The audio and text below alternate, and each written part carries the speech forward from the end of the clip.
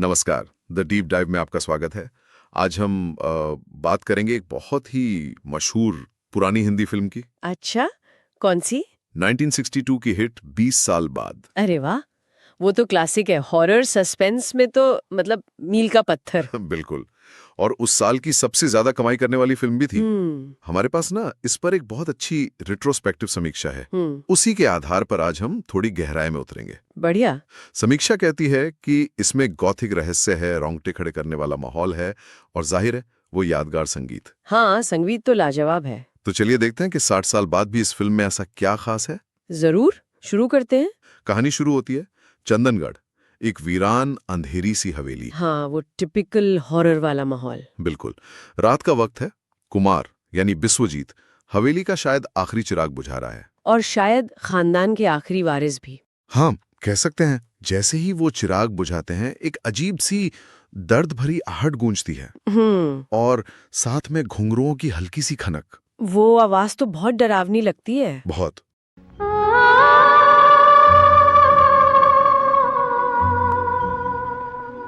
कुमार दरवाजा खोलकर बाहर देखते हैं और ठीक उसी पल घड़ी में बजते हैं रात के 9:30। 9:30? ये टाइम तो बार बार आता है फिल्म में। हाँ, खतरे की घंटी की तरह।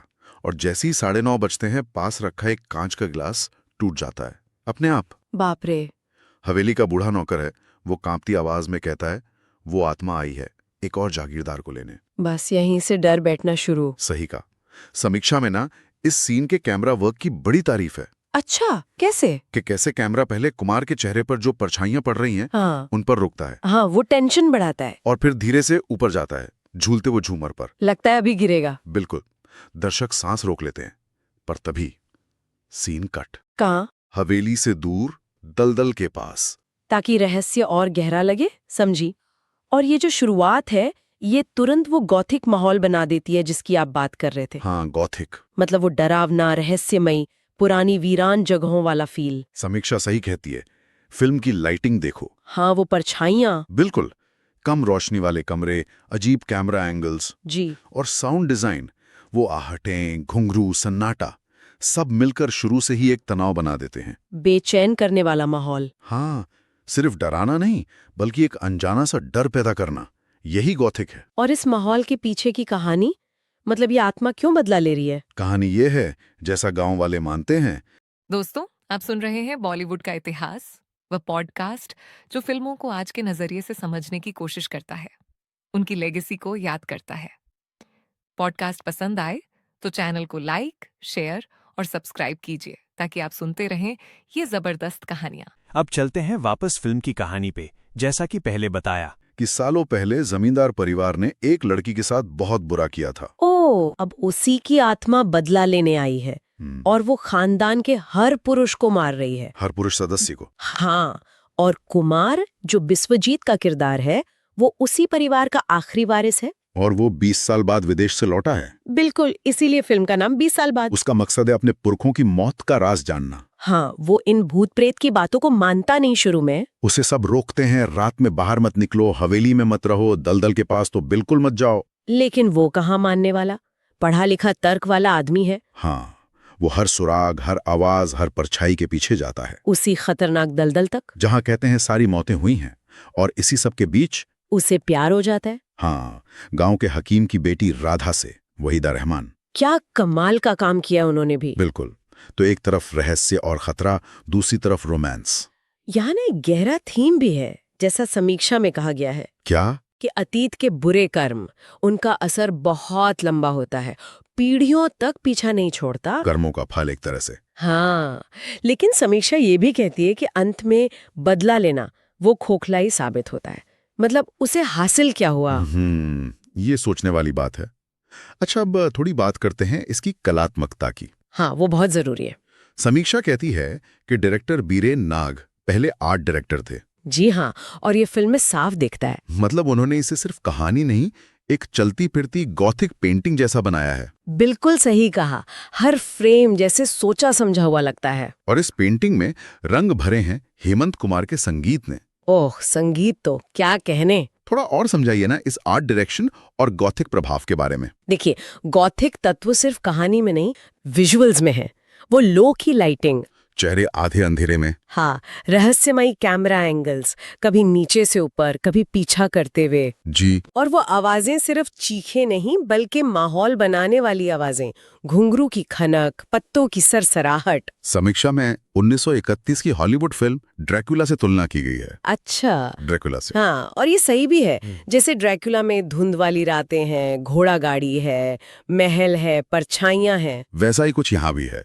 वो रात में घोड़ा गाड़ी का हवेली की तरफ जाना। बिल्कुल, हवेली के अंदर परछाइयों का खेल, ये सब उस क्लासिक हॉरर की याद दिलाता है। सिर्फ डर नहीं, एक रहस्य और अनिश्चितता का माहौल। सही।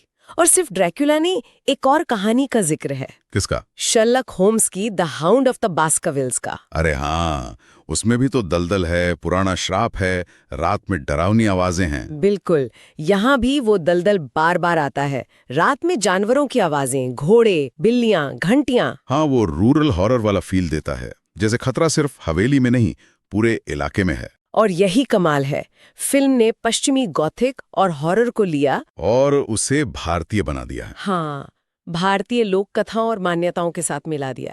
ये नकल नहीं, एक बहुत अच्छा एडेप्टेशन है। और ये ब्लैक एंड व्हाइट का इस्तेमाल भी कमाल का है।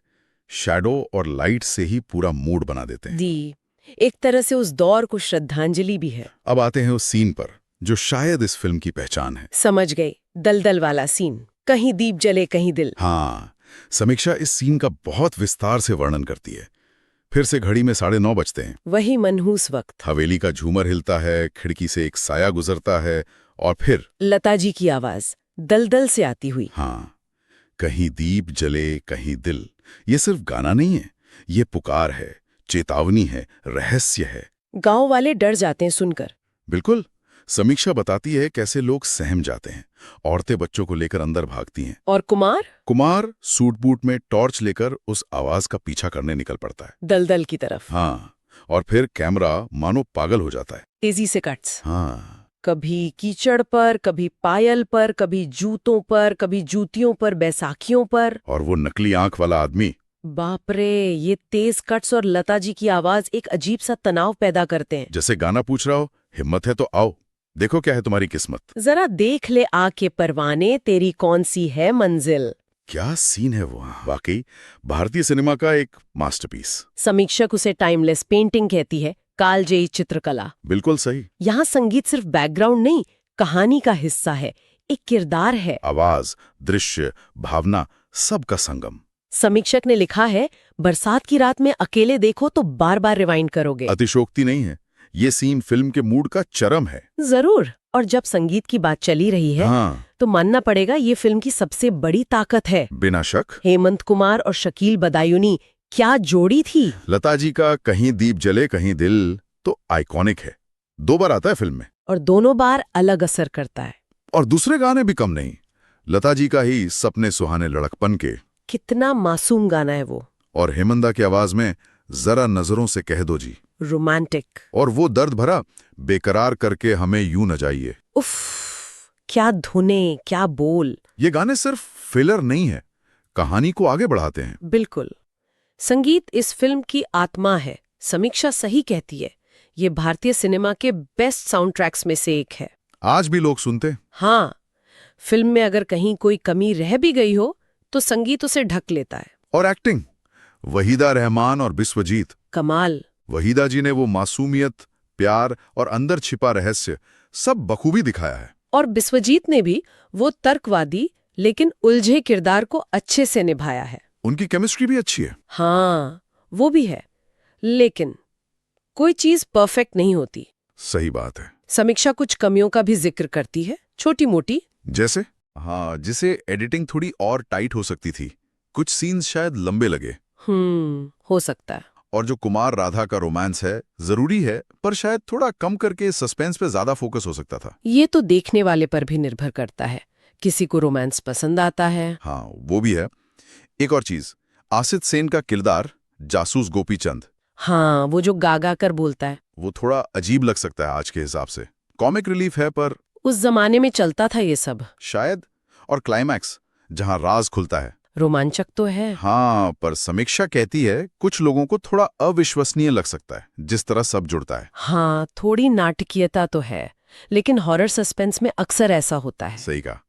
ये आलोचनाएं अपनी जगह ठीक हैं, पर फिल्म का जो ओवरऑल इम्पैक्ट है, वो माहौल, वो रहस्य, वो संगीत, वो इतना मजबूत है कि ये छोटी बातें दब जाती हैं। बिल्कुल।